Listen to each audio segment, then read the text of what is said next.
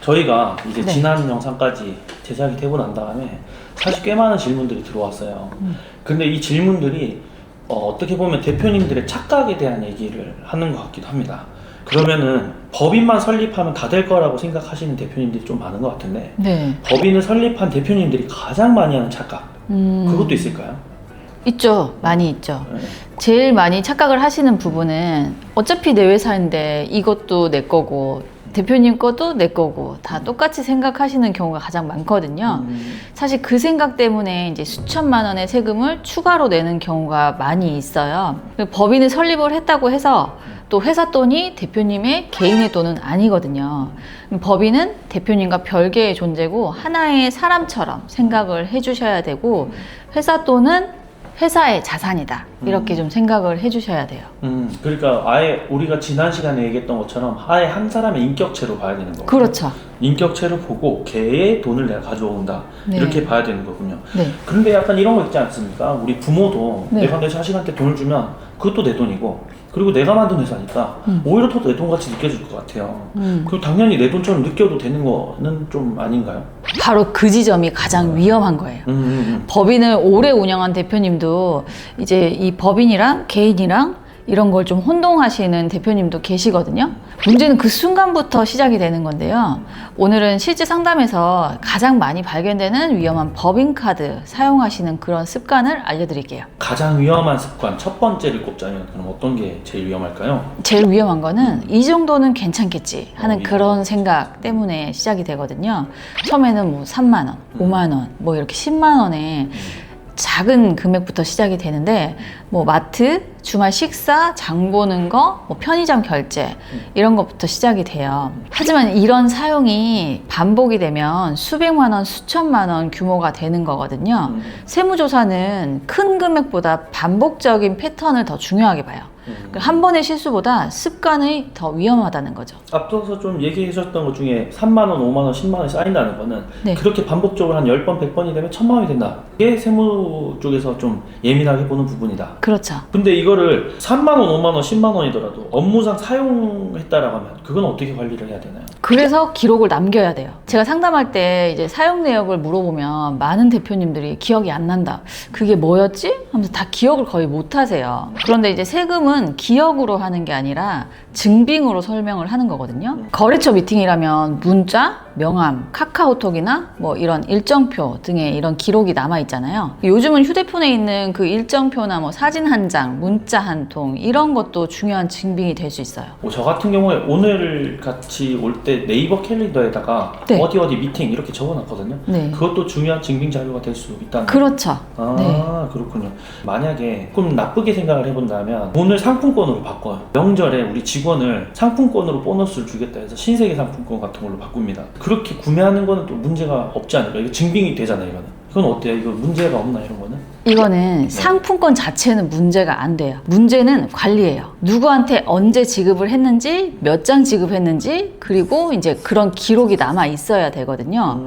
근데 세무에서는 선의보다 증빙을 중요하게 생각을 하는데 이거를 설명할 수 없는 비용은 문제가 된다는 거죠. 우리 직원을 주기 위해서 이거 했다 이렇게 얘기하는 게 아니고 사인 같은 거 받아놓고 지급했다, 지급 명세서 있어야 되고 뭐 이런 거. 그렇죠. 이거는 누구한테 줬다 그런 내역이 있으면 가능한데 문제는 누구한테라는 그런 거를 할 수 없는 경우 다르게 쓰셨을 때는 그때는 문제가 되는 거죠. 그렇구나. 앞서서 말한 뭐 비용 처리 부분이라든지 상품권에 관한 내용은 좀 알 수 있을 것 같기도 한데 네. 복리후생 처리비 요거에 대해서도 좀 내용이 있을까요? 많아요. 정말 많아요. 헬스장, 골프, 피부과 그리고 자기개발 비용 모두 복리후생비로 처리하려는 경우 되게 많이 있거든요. 근데 복리후생비는 직원 전체를 위한 복리 목적이지 이게 대표의 개인만을 위한 비용이랑은 다르거든요. 직원 수가 적은 회사일수록 더욱 신중하게 접근을 해야 되는 부분이 있죠. 아, 그러니까 헬스장이 우리 직원 전체를 위한 건 괜찮은데 네. 내가 내 몸 키우려고 하는 건 조금 애매할 수 있다. 네, 대표님 아. 한 분만 쓰시는 비용을 복리후생비로 하기에는 나도 법인 직원인데. 그렇죠. 근데 그게 직원들이 아니라 개인만을 위한 거면 문제가 되는 거죠. 잘 이해가 됐습니다. 어쨌든 개인을 위해서 사용했던 비용은 좀 어려울 수 있다. 근데 이제 뭐 직원을 위해서라면 괜찮다. 이렇게 정리를 하면 좋을 것 같고 네. 반대로 법인의 명의로 자산을 구매한 경우에 이거는 대표의 개인 자산처럼 좀 취급이 될 수 있나요? 아닙니다.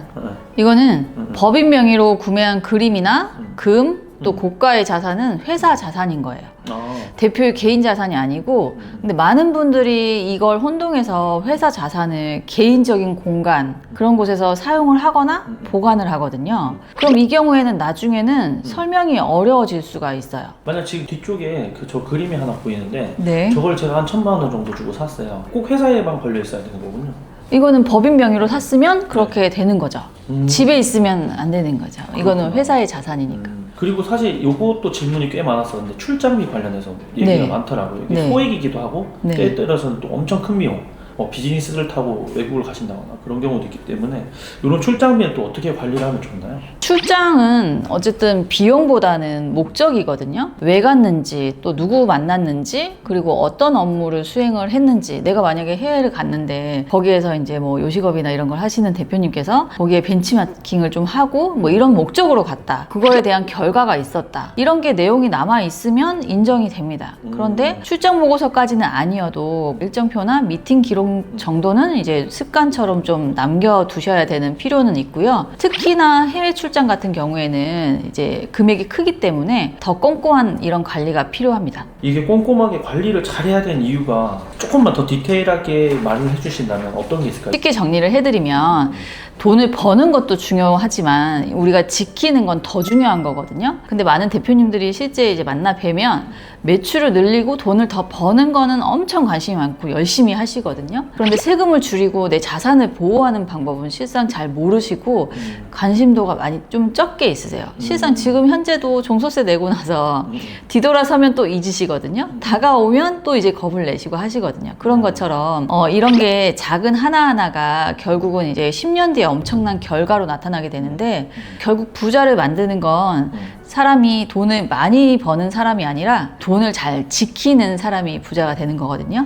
맞아요. 이거 제가 돈의 속성이라는 저자 김승호 대표님 강의도 많이 듣기도 하고 실제로 찾아가기도 했거든요. 근데 거기서 꼭 그 얘기를 하더라고요. 돈을 버는 것만 중요한 게 아니고 돈을 지키는 것 또한 능력이다. 이 얘기를 하셔서 돈을 많이 벌면 많이 뺏긴다 이렇게 얘기하시더라고요. 오늘의 내용 중에서 대표님들이 가장 먼저 실천해야 될 내용이 있다면 무엇일까요? 그럼 지금 당장 내일 출근을 하시면 최근에 법인카드 사용 내역부터 점검을 좀 해보시기를 권장드리고요. 그리고 스스로한테 한번 질문을 해보는 거예요. 이 사용 내역을 이제 세무서 앞에서도 당당하게 내가 설명할 수 있는지. 만약 설명하기 어렵다? 그러면 이제 그런 항목들 지금부터라도 이제 적어보시는 그런 이제 관리 체계를 좀 정비하시는 게 좀 필요하다. 작은 습관 하나가 수천만 원의 세금을 막을 수도 있고 반대로 수천만 원의 손실을 만들 수도 있거든요. 당당한 법인카드, 법인에 대한 내용을 더 알아보고 싶다면 구독은 필수, 좋아요는 센스입니다. 저는 지금까지 대표님들 현명하게 법인카드 쓰시는 법을 알려드린 정다희였습니다. 감사합니다. 네. 네.